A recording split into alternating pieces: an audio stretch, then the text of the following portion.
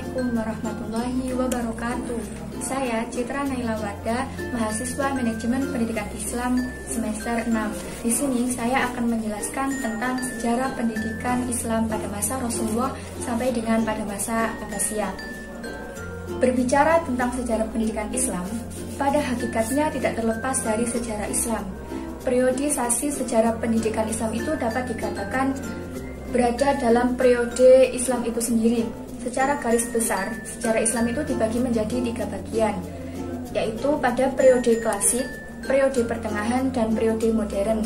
Kemudian diperincikan dapat dibagi menjadi 5 bagian, yaitu pada masa hidupnya Nabi Muhammad SAW, pada masa Khulafaur Rasyidin, pada masa Umayyah yang berada di Damsyik, pada masa Abbasiyah yang berada di Baghdad, dan pada masa runtuhnya kekuasaan Khalifah di Baghdad. Yang pertama adalah pada masa Rasulullah SAW. Pada zaman Rasulullah SAW, pendidikan Islam itu dilaksanakan 2 periode, yaitu periode Mekah dan periode Madinah. Pada periode Mekah merupakan fase awal pendidikan Islam, di mana dalam periode ini terdapat 2 tahap pendidikan, yaitu pendidikan perorangan yang dilakukan secara rahasia. Pada tahap ini Rasulullah SAW berdakwah dengan cara sembunyi-sembunyi, yaitu hanya ditujukan kepada keluarga dan sahabat terdekatnya saja, yang dikenal dengan sebutan as-sabiqunal awwalun, yaitu orang-orang yang pertama kali masuk Islam. Tahap kedua, Rasulullah itu berdakwah dengan cara terang-terangan, yaitu Rasulullah menyeru dan mengajak keluarga Bani Abdul Muthalib untuk mengikuti ajaran Islam. Tetapi ada sebagian dari mereka yang menolak untuk mengikuti ajaran agama Islam. Tetapi ada sebagian dari mereka yang menolaknya. Di antaranya adalah Abu Lahab, yaitu paman Rasulullah dan istrinya. Setelah dirasa agama Islam itu memiliki pengikut yang banyak, Rasulullah dan para sahabat mulai menyeru dan mengajak seluruh masyarakat, baik dari bangsawan, hamba sahaya, orang kaya, orang miskin, pedagang, orang-orang Mekah maupun orang Madinah untuk masuk ke dalam agama Islam. Pelaksanaan pendidikan Islam pada periode Mekah ini dipusatkan di rumah Nabi Muhammad SAW dan beliau sendiri yang menjadi gurunya.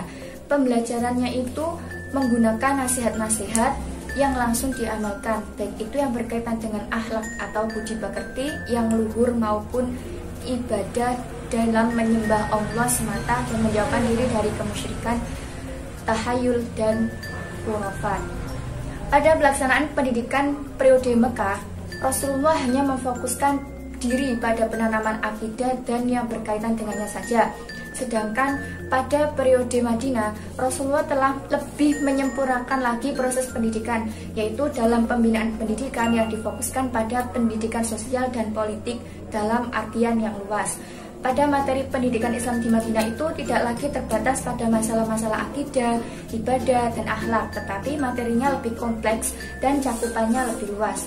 Dalam periode Madinah, sistem pembelajarannya itu meliputi tilawah, takziah, taklim Alkitab, dan hikmah. Sedangkan materi pendidikan Islam yang ditekankan dalam pendidikan tauhid dalam teori dan praktik serta pengajaran Al-Quran.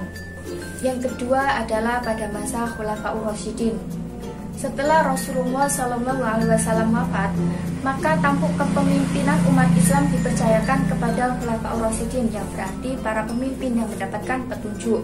Mereka adalah Abu Bakar As-Siddiq, Umar bin Khattab, Utsman bin Affan, dan Ali bin Abi Thalib. Pada masa kepemimpinan Khulafaur Rasyidin itu, selain melakukan ekspansi wilayah, juga keluar dari Jazirah Arab. Banyak prestasi yang telah dicapai oleh keempat penerus Rasulullah tersebut.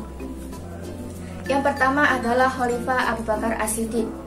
Setelah Nabi Muhammad SAW wafat, orang yang pertama menggantikan Nabi dan menjalankan tugas-tugasnya adalah Khalifah Abu Bakar As-Siddiq. Pola pendidikan pada masa Khalifah Abu Bakar itu masih sama seperti pada masa Rasulullah, baik itu dari segi materi maupun lembaga pendidikannya. Dari segi materi, pendidikan Islam terdiri dari pendidikan tauhid atau keimanan, akhlak, ibadah, kesehatan, dan lain sebagainya. Mata pelajaran yang diberikan pada masa Khalifah Abu Bakar ini tidak jauh berbeda pada zaman Nabi Muhammad. Hanya saja usaha perluasan dan pengembangan ilmu pengetahuan sudah mulai terlihat. Tempat mengajar juga masih diutamakan di masjid-masjid. Selain itu, pelajaran menulis dan membaca juga lebih ditekankan. Pelajaran bahasa asing juga mulai dirintis untuk memenuhi kebutuhan komunikasi dengan penduduk yang tidak berbahasa Arab. Akibatnya, Islam mengalami perluasan wilayah di luar Jazirah Arab. Di samping itu, atas saran dari Khalifah Umar bin Khattab dan Muhammad Hussein Haikal, pada masa Khalifah Abu Bakar juga melakukan pengumpulan semua tulisan Al-Quran dan kodifikasi Al-Quran. Pada masa pemerintahan Khalifah Abu Bakar tidaklah lama, tetapi beliau telah berhasil memberikan dasar-dasar kekuatan bagi perjuangan perluasan dakwah dan pendidikan Islam. Orang kedua yang menggantikan Rasulullah berdakwah dan menjalankan tugas-tugasnya setelah Khalifah Abu Bakar adalah Khalifah Umar bin Khattab. Beliau merupakan salah satu tokoh yang berpengaruh besar setelah Nabi SAW dalam membentuk pemerintahan Islam.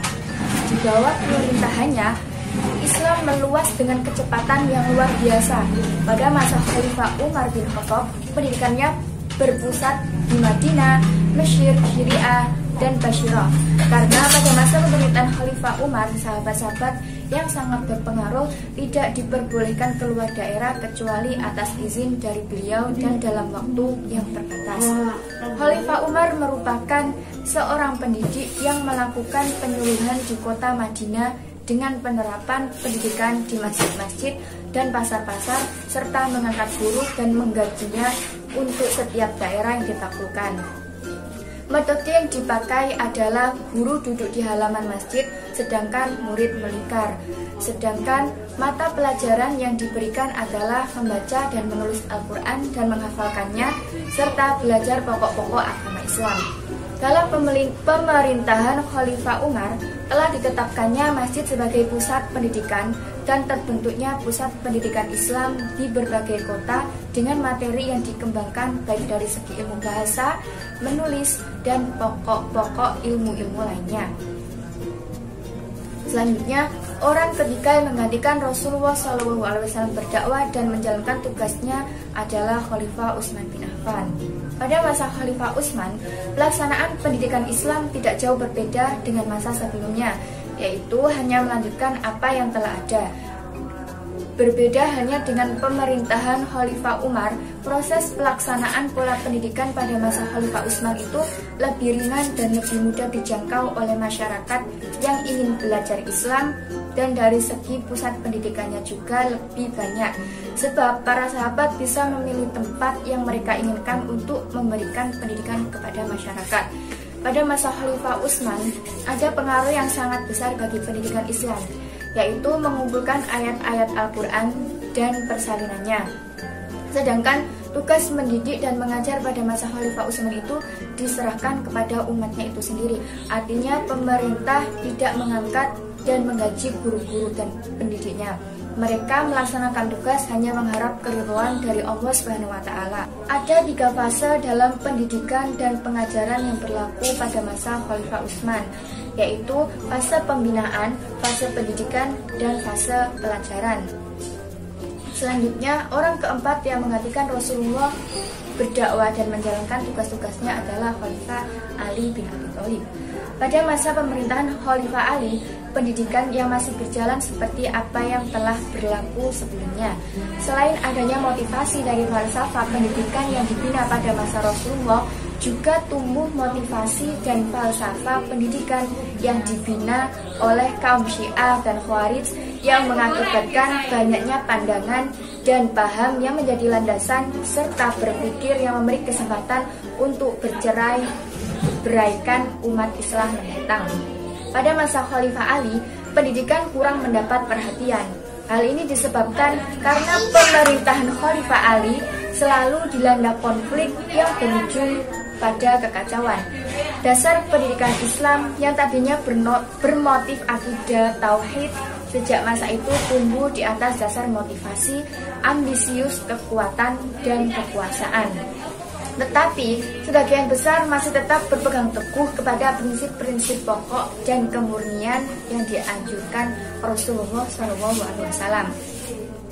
Selanjutnya adalah pada masa Bani Umayyah. Pendidikan Islam pada masa Umayyah. Dinasti Bani Umayyah ini berpusat di Damaskus yang berlangsung selama 91 tahun dan diperintah oleh 14 orang khalifah.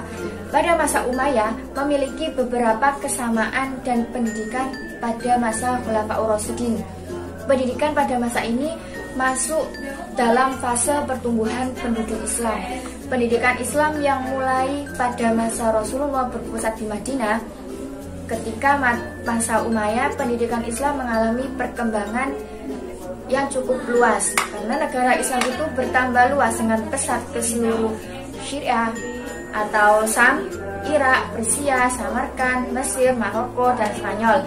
Perkembangan Islam itu tidak terlepas dari peran para ulama dan guru-guru agama yang ikut bersama-sama dengan tentara Islam.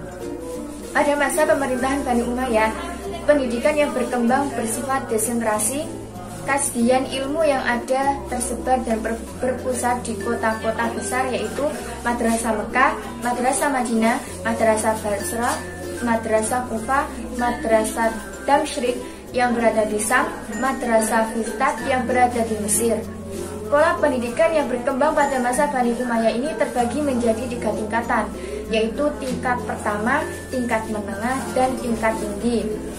Tempat belajar pengajarnya juga terbagi menjadi 3 bagian, yaitu kutab, masjid, dan majelis sastra. Pada masa Bani Umayyah, perhatian dalam bidang pendidikan Islam sangat besar pada pencatatan kaidah-kaidah nahwu, pemakaian bahasa Arab, dan mengumpulkan syair-syair Arab dalam bidang syariah, kitabah, dan berkembangnya seni prosa. Bahkan dilakukan pula penerjemahan ilmu-ilmu dari bahasa lain ke dalam bahasa Arab. Selanjutnya adalah pendidikan pada masa Bani Abbasiyah. Pada masa Abbasiyah, terdapat perkembangan ilmu pengetahuan dalam menerjemahkan buku-buku dari bahasa asing yaitu bahasa Yunani, Syria, Persia, India, Mesir, dan lain sebagainya ke dalam bahasa Arab. Buku-buku yang diterjemahkan itu meliputi ilmu kedokteran, mantik atau logika, ilmu kimia, ilmu hewan, dan ilmu falak.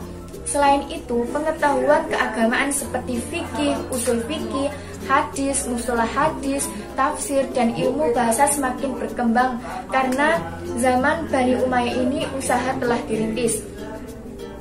Sejak upaya penerjemahan meluas, kaum muslimin dapat mempelajari ilmu-ilmu itu secara langsung ke dalam bahasa Arab, sehingga muncullah sarjana-sarjana muslim yang turut memperluas pendidikan ilmiah, memperbaiki atas kekeliruan pemahaman kesalahan pahaman pada masa lampau dan menciptakan ide-ide yang baru. Pada masa ini juga muncul ulama yang terkenal seperti Imam Abu Hanifah, Imam Malik, Imam Syafi'i, Imam Hambali, Imam Bukhari, Imam Muslim, Hasan Al-Bashri, Abu Bakar Ar-Razi, dan lain sebagainya. Kurikulum yang dikembangkan dalam pendidikan Islam pada masa Bani Abbasiyah ini terdiri dari 3 tingkatan, yaitu tingkat sekolah rendah, tingkat sekolah menengah, dan tingkat perguruan tinggi. Sekian, terima kasih. Semoga apa yang saya sampaikan bisa bermanfaat bagi kita semua. Wassalamualaikum warahmatullahi wabarakatuh.